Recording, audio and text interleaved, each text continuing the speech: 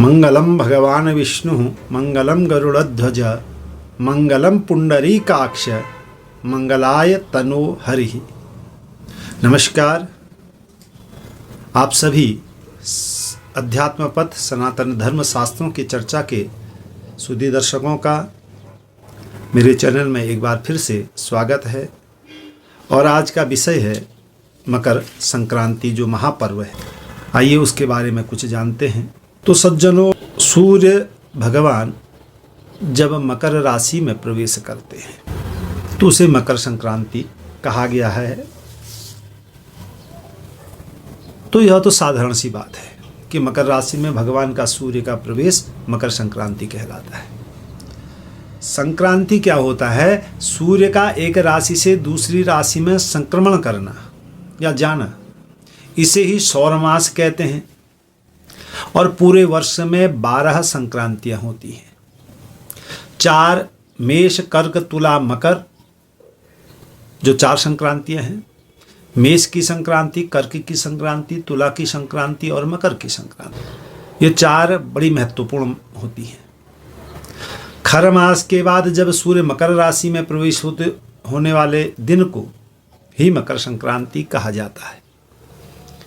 सामान्यतः ज्योतिषी पंचांगों में चांद्रमास को ही प्रधानता दी है, पर सौर मास में मकर संक्रांति का अपना महत्व है। यह पर्व भारत, नेपाल के सभी प्रांतों में किसी न किसी रूप में मनाया जाता है।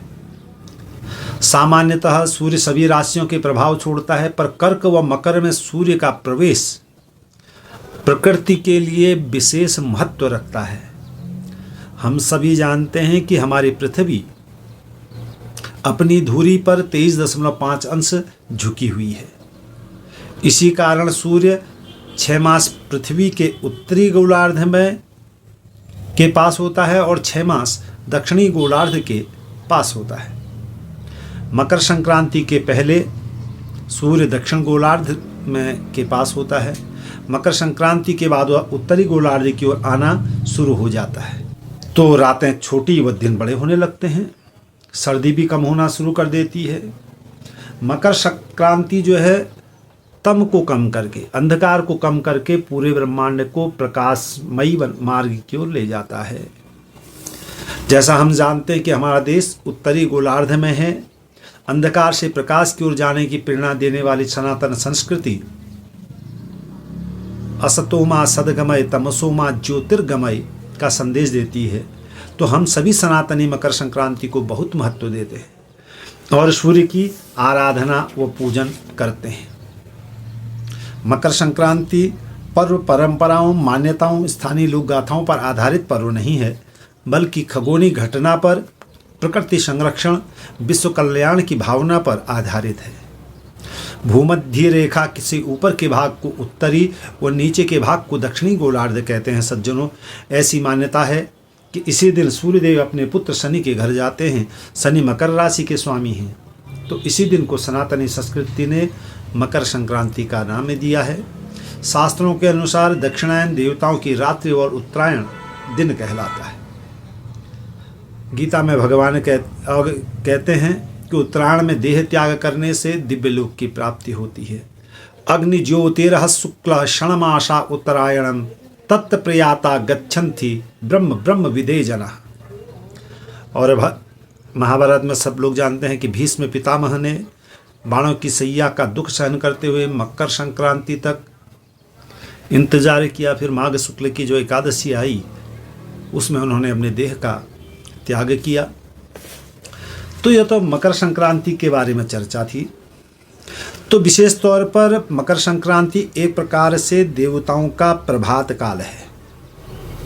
इस दिन अगर जो मनुष्य स्नान, दान, जप, तप, श्राद्ध या अनुष्ठान आदि का भी बड़ा महत्व करता है, उसका भी बड़ा महत्व है।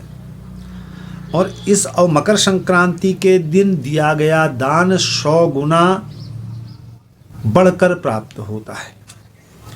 मकर संक्रांति के दिन घृत कंबल दान का भी विशेष महत्व है।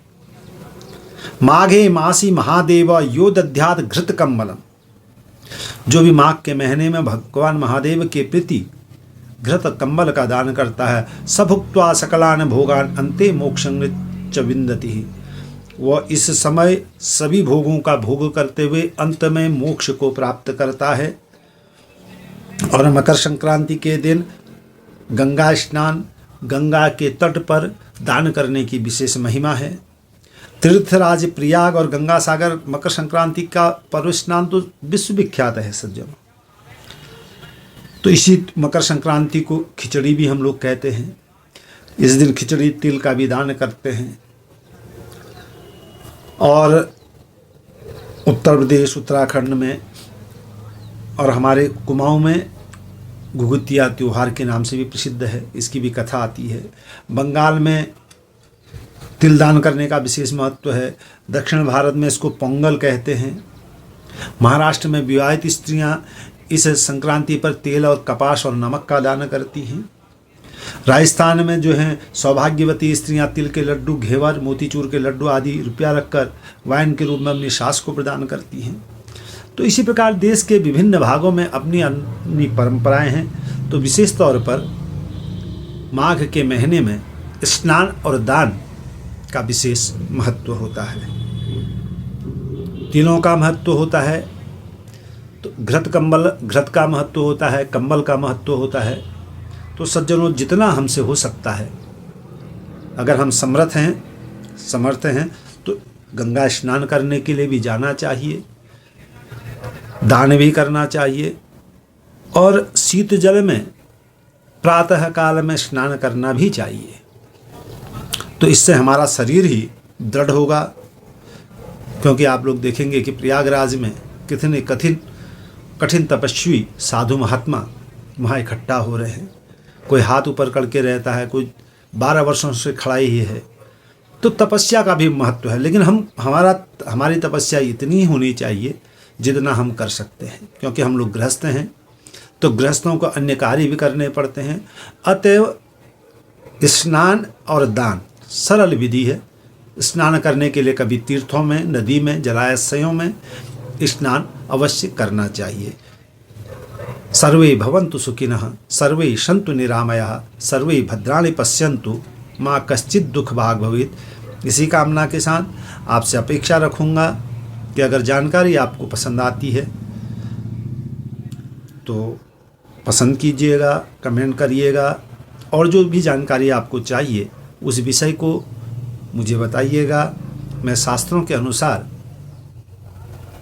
उन बातों को अध्यात्म पथ, सनातन धर्म शास्त्रों की चर्चा के पटल पर रखूँगा, जिससे आप सभी लोग लाभान्वित होंगे।